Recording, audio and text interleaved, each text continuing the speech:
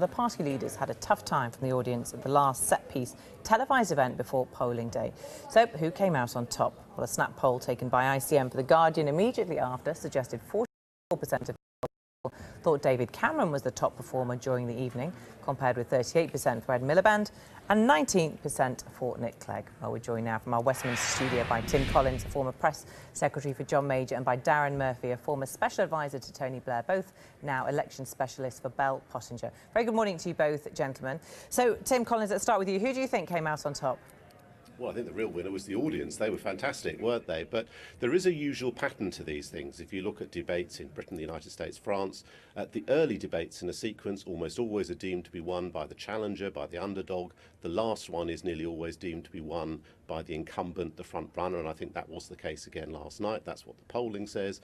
And I think Ed Miliband made a couple of quite big mistakes. The first was trying to claim that the last Labour government didn't overspend. The audience hooted with derision at that one. And the second was saying that he could govern without any kind of deal with the SNP. He might be able to get away without a coalition, but the idea he could govern for 5 years without understandings with the SNP is just simply too implausible for words. Darren Murphy, Ed Miliband did face the harshest questions from the audience, didn't he? How do you think he dealt with them?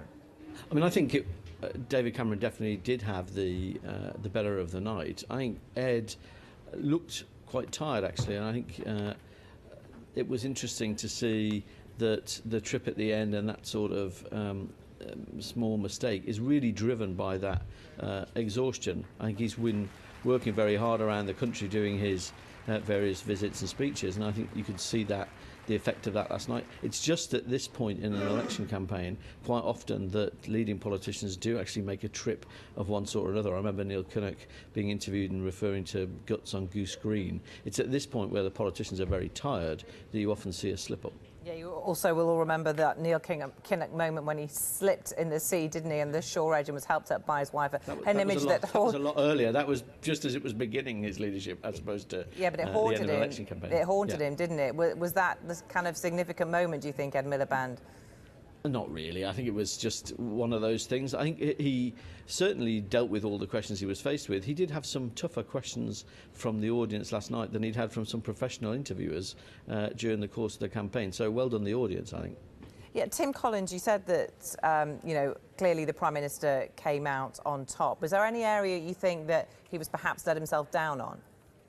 Well, he's obviously uncomfortable when he's pressed on things that he hasn't been able to deliver, such as on reducing immigration. He's taken a tactic which I think is very interesting and actually I think has benefited him in contrast with Nick Clegg. David Cameron has decided to defend any and all decisions taken by the coalition government, even when on areas like immigration, actually many of the things he wanted to do, he's been prevented by his Liberal Democrat coalition partners from doing. And I think the public actually like the fact that as Prime Minister he takes responsibility for everything good and bad his government has decided. I think Nick Clegg was in some difficulty because he was very clearly trying to pick and choose, trying to say there are some things the government's done that I like, but there are many other things that I don't like or I regret or wish we hadn't done, and I don't think the public like that. Yeah, Darren Murphy, he seemed quite defensive, didn't he? You don't normally see that side of Nick Clegg, but he did seem a bit on edge. Well, I think everybody remembers what he said about tuition fees, and every time he appears in any sort of public forum like that, somebody hits him over the head for it. I think he knows that's coming. He sort of preempts it. I think he is uncomfortable. I think he's particularly uncomfortable at this stage in essentially making an argument where he wants non-Tory voters to vote for him. But most of those voters have already come to a conclusion that he's in lockstep with the previous government, and I think that's his problem, is he can't really escape his own record. He says he's proud of it. Quite often he looks very uncomfortable by it.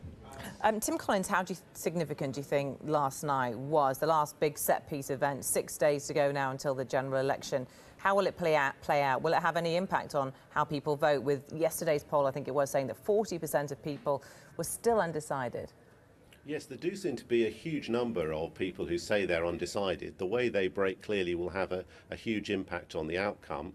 Normally, if you look across recent elections, they either break towards the incumbent or they break towards the Conservatives, or as now, where it's both a Conservative and incumbent, you'd expect, therefore, the Tories would do a little bit better. I think the challenge for all the parties is going to be, and this is why so many of them were pressed so hard last night on what they do in a hung parliament, that even if the Conservatives get most seats and most votes, it still will be arithmetically possible for Ed Miliband to become Prime Minister, and that will be the challenge for the next week. Are people comfortable with Ed Miliband leading a minority government, probably having to have some kind of understanding with the SNP, or not? That will decide everything, I think. Yeah, Darren Murphy, we certainly saw a really hard line from Ed Miliband, didn't we? Categorically ruling out any kind of deal with the SNP and saying he would forsake a premiership just to make that point. Has he gone perhaps one step too far now, do you think? He's drawn that red line in the sand? I think people need to understand that, in fact, not having a deal, not having a coalition doesn't mean that you can't put your programme to the House of Commons and challenge but he the also other said parties to vote for it. no confidence in supply. We would absolutely not rely on the SNP in any shape or form. Well, I think he didn't quite say he wouldn't rely on them in any shape or form, in the sense that he'll put his programme to Parliament and challenge the other parties to vote for it, which is what he is required to do as the opposition leader following a general election. So I think that... I won't call it a deal, but there will be an understanding. Shouting in my ear. I think there will be the process that takes place, which is put your Queen's speech to the House of Commons and see if people vote it through or vote it down. That's no surprise. I mean, before the Second World War, I think most of British governments were in a minority situation or a hung parliament of one sort or another. So I don't think it's not unclear what is supposed to happen in these circumstances. You put your programme to the House of Commons and political parties vote for it. Personally, I think it would be cleverer to have got closer to Liberal Democrats during this election campaign in order to make it clear that the nature of a deal or a coalition would be in that direction and not with the SNP, but it's what oppositions after an election have to do if they're in a position to get their programme through, and the current Prime Minister, in this case David Cameron, isn't. And this time next week we'll know more. Tim Collins, you wanted to come in there? Well, simply to say, I think the reality of it is, of course, they won't call it a deal, they won't call it a coalition, they won't call it confidence and supply, but somehow Ed Miliband would have to understand what the SNP would vote for and what they wouldn't in order to determine what he could bring before the House of Commons. And I think the risk is that if he now tries to govern for 5 years on that basis, he will almost every day have to have some kind of understanding with the SNP, and many people will say, but you promised us before the election you wouldn't do that. Yesterday, you saw Cameron and Clegg get hit over promises they hadn't kept over tuition fees and immigration. That is as nothing to the grief that Ed Miliband would have if for 5 years he was reaching understandings with the SNP and tried to claim that's not the same thing as a deal. Darren Murphy, you're nodding there. We're now in the realms 6 days away from the general election, and come next Friday we'll have a clearer picture of what possibilities lay ahead. But if we do see Labour forming a minority government, are we now looking possibly at a minority government that may not last a full term and possibly a general election come 6 months' time? Well, it's certainly true that minority governments rarely last the term.